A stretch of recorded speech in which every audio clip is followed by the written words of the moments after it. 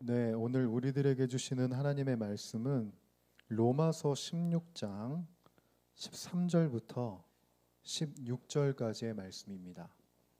로마서 16장 13절부터 16절까지의 말씀.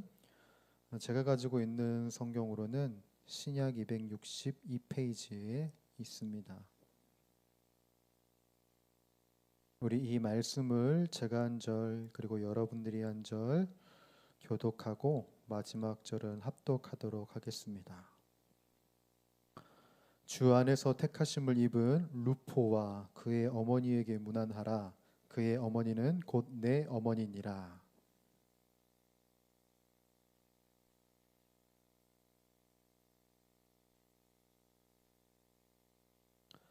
빌롤로고와 율리아와 또 네레오와 그의 자매 올름바와 그들과 함께 있는 모든 성도에게 문안하라.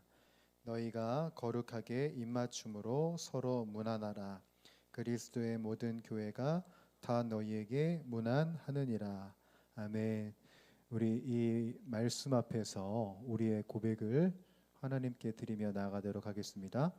이 성경은 하나님의 말씀입니다. 이 성경이 말하는 내가 나 자신입니다. 성경이 가졌다 하면 가진 것입니다. 성경이 할 수 있다면 하는 것입니다. 지금 하나님의 말씀을 들으려고 합니다. 아주 진실하게 고백합니다. 나의 가슴이 활짝 열렸습니다. 저에게 말씀하여 주십시오. 아멘. 네. 오늘 우리들은 이제 로마서 마지막 장에 도달했습니다. 네. 제가 부임하고 나서 지금까지 계속해서 달려왔는데 이제 마지막 장에 도달하게 되었어요. 로마서 마지막 장이 16장을 보시게 되면 사실 오늘 본문은 1절부터 읽어야 되는데 너무 분량이 또 많아서 13절부터 16절까지 읽었고요. 여러분 성경을 보시게 되면 로마서 16장을 보시게 되면 굉장히 많은 인물들의 이름이 등장해요. 그렇죠? 그리고 그 인물들을 향해서 문안하라는 내용으로 가득합니다. 자, 근데 이 16장에 기록된 인물들을 우리가 하나하나씩 좀 살펴보면은요, 공통점이 있어요. 어떤 공통점이냐면 이 사람들은 바울의 동역자예요. 바울의 동역자고, 그리고 동시에 복음을 위해서 수고하고 헌신한 사람들의 명단이 여기에 기록이 되어 있습니다. 몇몇은요, 자신의 목숨을 내놓고 바울의 사역을 도왔던 사람들이 있고요. 그리고 또 어떤 사람들은 초대교회 사람들이 예배할 장소가 마땅하지 않을 때 우리 집을 쓰십시오 하고 자신의 집을, 자신의 방을 아주 기꺼이 오픈한 사람들이 있어요. 네. 이게 사실 쉽지 않은 거죠. 내 집을 예배의 처소로 쓴다는 것은, 이렇게 오픈한다는 것은 정말 쉽지 않은 결정입니다. 그런데 그런 사람들이 있었다라는 것이에요. 자, 그렇게 복음을 위해서 헌신하는 사람들, 수고하고 고생한 사람들이 있었기 때문에 어떤 일이 있을 수 있었냐면 로마 교회까지 복음이 당도할 수 있었고요.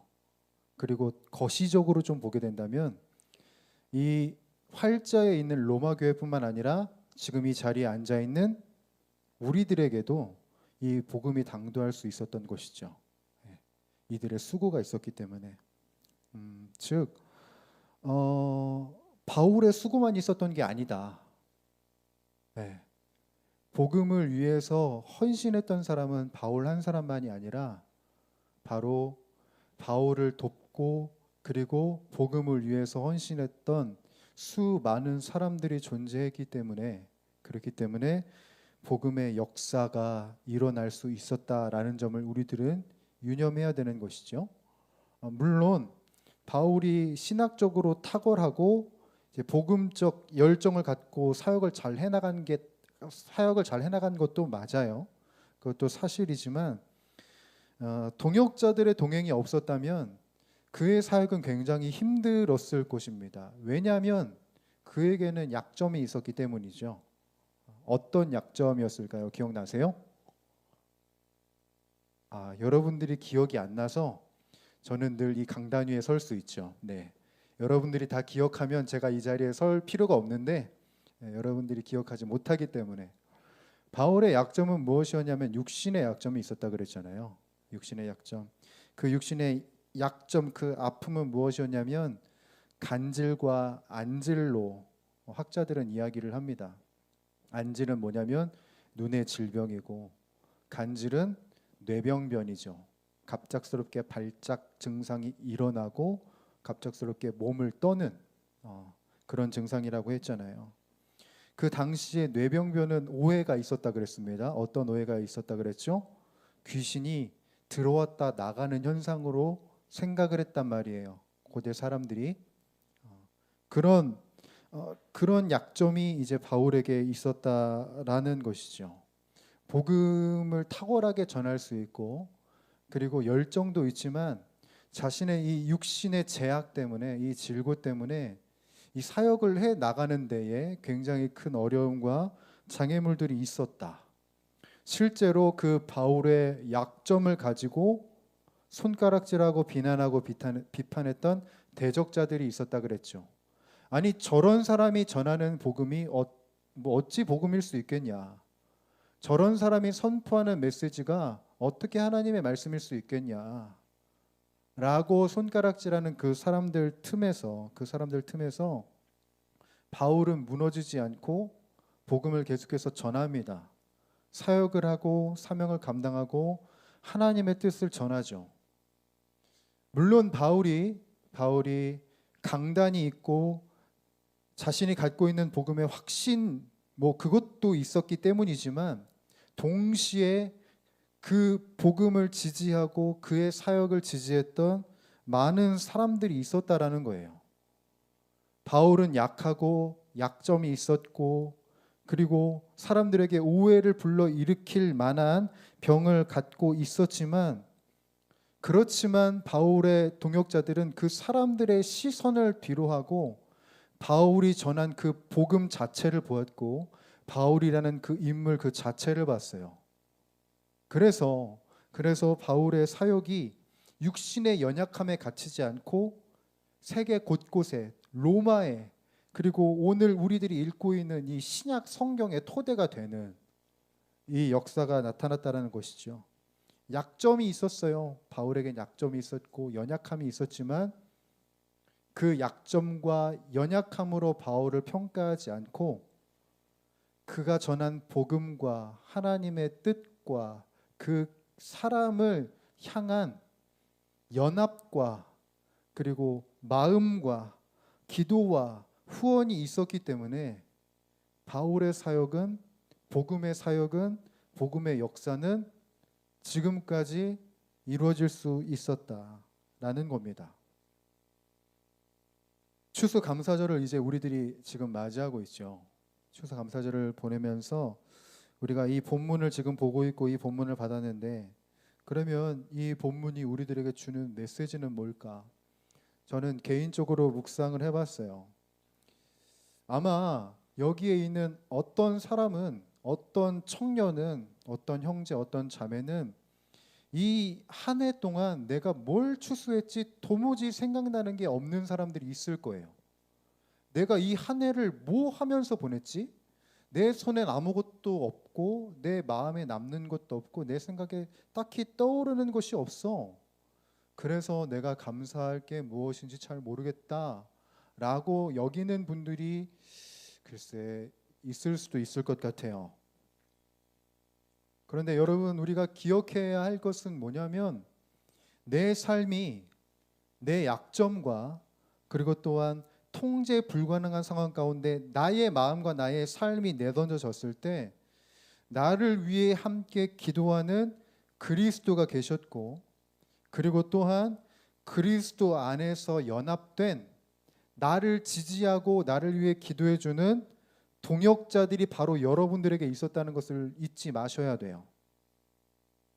여러분과 함께한 공동체가 여러분과 있고 여러분과 함께 동행한 주 예수 그리스도께서 여러분과 한 해 동안 함께 해 오셨습니다. 우리들은 이것을 기억해야 돼요. 우리들이 아무것도 얻지 못한 것 같지만 우리들이 얻은 것이 있다면 그건 뭐냐면 우리들은 매일처럼 그리스도를 얻었고 그리고 나와 함께 하는 사람들을 얻었다라는 거예요. 우리가 감사해야 할 이유는 바로 여기에 있는 거죠. 나와 함께 걸어갈 그 사람이 있다는 것. 나와 함께 해주시는 주님이 계시다는 것.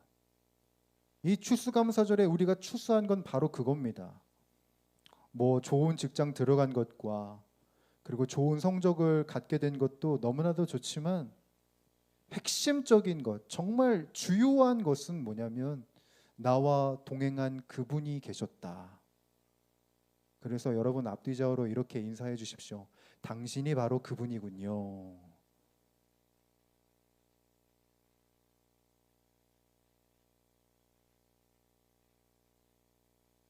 저도 한 해를 좀 곰곰이 생각을 해 봤을 때요. 올 한 해는 어떻게 지나갔는지 모를 정도로 너무 정신없이 바쁘게 지나갔어요. 우리 용인영락교회 부임한 첫 해여가지고 아주 바쁘게 아주 정신없이 적응하는데 시간을 보내면서 이 한 해를 썼는데 그러다 보니까 저는 좀 안타까운 마음이 있어요. 제가 첫 해고 적응하는 시간이었어 가지고 여러분들을 잘 이렇게 케어하지 못했다라는 아픔이 저에겐 있고 안타까움이 있고 그리고 또 하나는 이제 뱃속에 있었던 애를 떠나보낸 게 이제 생각이 나서 참 이 한 해가 저에게 있어서는 조금은 안타까움이 큰 그냥 딱 표면적으로만 생각했을 때 안타까움이 큰 한 해인데 근데 제가 말씀을 묵상하면서 곰곰이 생각을 해보니까 이게 또 안타까운 일들만 있었던 건 또 아니더라는 게 또 마음에 와닿았다는 것이죠. 제가 참 복이 많았다, 복이 많은 한 해를 보냈다라는 게 생각이 됐던 게 제가 이제 부족한 목사고 이제 적응하기 위해서 어리버리하고 있었을 때 참 감사하게도 저기 뒤에 묵묵하게 또 PPT 보고 있는 우리 회장님과 그 옆에서 든든하게 지켜주고 있는 우리 총무님과 그리고 내가 부족할 때 목사님 어떻게 해야 돼요? 이렇게 물어준 리더들도 있었고 형제 자매들도 있었고 다들 솔선수범해줘서 공동체를 이끌어준 우리 형제 자매들이 있었기 때문에 여기까지 올 수 있었다. 그리고 내가 아이를 떠나 보냈을 때 위로하고 격려해준 지체들이 참 많거든요. 그 사람들이 그 동역자들이 있었기 때문에 무사하게 여기까지 올 수 있었다. 그래서 이 자리를 빌어서 참 여러분들에게 감사하고 싶습니다. 제가 여기까지 올 수 있었던 건 저 혼자의 힘으로 올 수 있었던 게 아니고 저와 함께 연합했고 격려해 주셨던 여러분들이 있었기 때문에 이 자리에 있을 수 있었다고 저는 감히 이야기하고 싶어요. 그래서 여러분들에게 감사하고 싶습니다. 우리가 곰곰이 생각을 해보면 나는 혼자서 올 수 없거든요. 우리들의 삶은 혼자 걸어갈 수 있는 게 아니라 하나님이 보내주신 내 동역자가 있었기 때문에 우리들이 나아갈 수 있다는 거예요. 저는 바울이 로마서 16장을 이제 작성하면서 글쎄 감히 저와 같은 생각이지 않을까라는 생각을 해요. 나와 함께 수고한 사람들, 내가 연약할 때, 내가 이 뇌병변이라는 약점 때문에 사람들에게 손가락질 당할 때 그럼에도 불구하고 나를 지지해 준 사람들, 이 사람들을 나에게 보내주신 예수 그리스도, 이에 대한 감사한 마음이 컸기 때문에 무난하라는 이 글을 쓰지 않았을까. 로마 교회여 당신들이 복음을 받기까지 이런 수고한 사람들이 있었기 때문에 마땅히 무난해야 합니다 라고 기록한 건 아닐까. 여러분, 우리들이 걸어갈 수 있고 살아갈 수 있고 나아갈 수 있는 비결은 내가 얼마나 많은 것을 내 손에 붙잡고 있느냐, 내가 얼마나 좋은 성적과 많은 물질을 가지고 있느냐, 있으면 좋긴 하겠네요. 근데 더 중요한 것은 뭐냐면 내 인생에, 내 삶에, 내 신앙에 기도와 그리고 격려를 해주는 내 동역자가 있을 때 그때 우리들은 살아갈 수 있고 설 수 있고 나아갈 수 있다라는 점 우리들이 잊지 않기를 바랍니다. 그래서 여러분들 옆에 있는 형제 자매들을 사랑해 주세요. 사랑해 주시고 왜 사랑해 달라 그러니까 눈이 도끼 눈이 되나요? 네. 깊이 사랑할 수 있는 여러분들이 되기를 간절히 소원하고 그리고 믿음의 역사 안에서 하나 될 수 있는 우리 모두가 되기를 바랍니다. 한 구절만 더 살펴보고 오늘 말씀을 좀 마무리하려고 하는데요. 여러분 13절 함께 같이 읽어볼까요? 13절입니다. 자, 13절 함께 읽어보죠. 시작. 주 안에서 택하심을 입은 루포와 그의 어머니에게 문안하라. 그의 어머니는 곧 내 어머니니라. 아멘. 자, 13절에는 루포라는 인물이 나와요. 근데 이 루포라는 인물이 로마서에 처음 등장한 사람이 아니고요. 사실은 복음서에 언급이 된 이름입니다. 한번 보여주시겠어요? 마가복음 15장 21절을 보게 되면 이런 구절이 있어요. 자, 21절도 같이 한번 읽어보죠. 시작. 그런데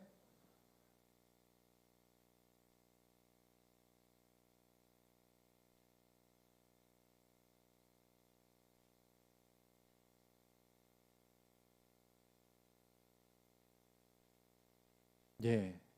자, 이 시점이 어떤 때냐면 예수님께서 십자가를 짊어지고 가실 시점이거든요.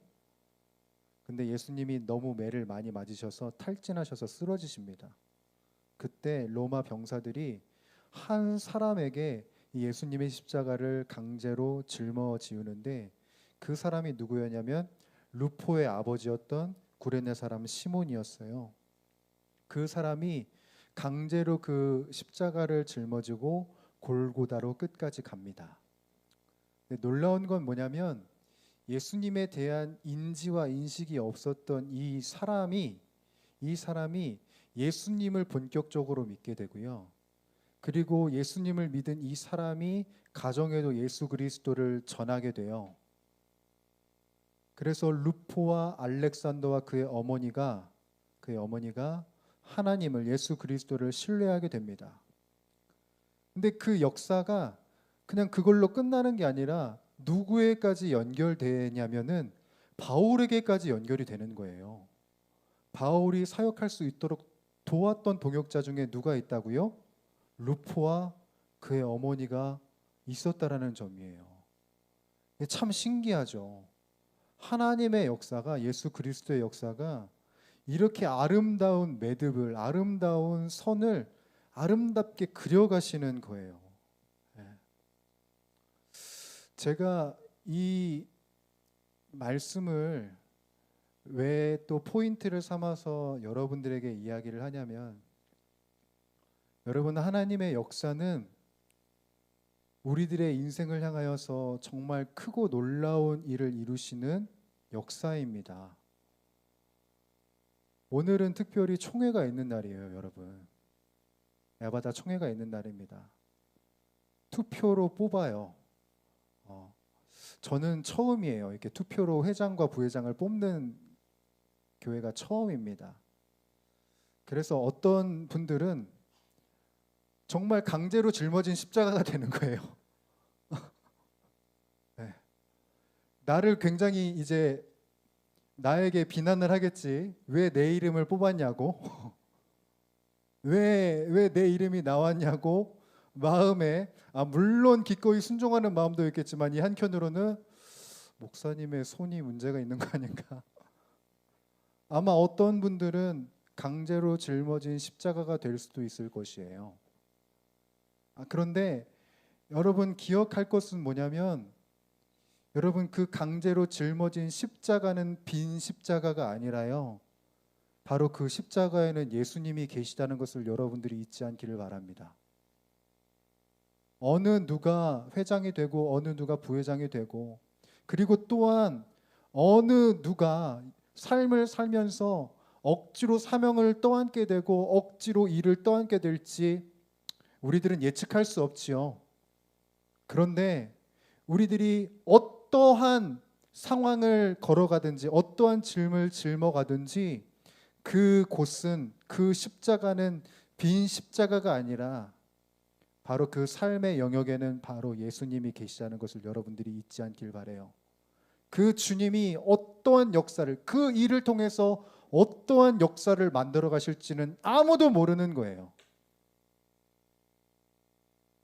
나는 지금 이 순간 강제로 맡았다고 생각을 하는데 몰라요, 여러분. 그것이 나중에 여러분들에게 매우 큰 감사의 제목이 될 수도 있어요.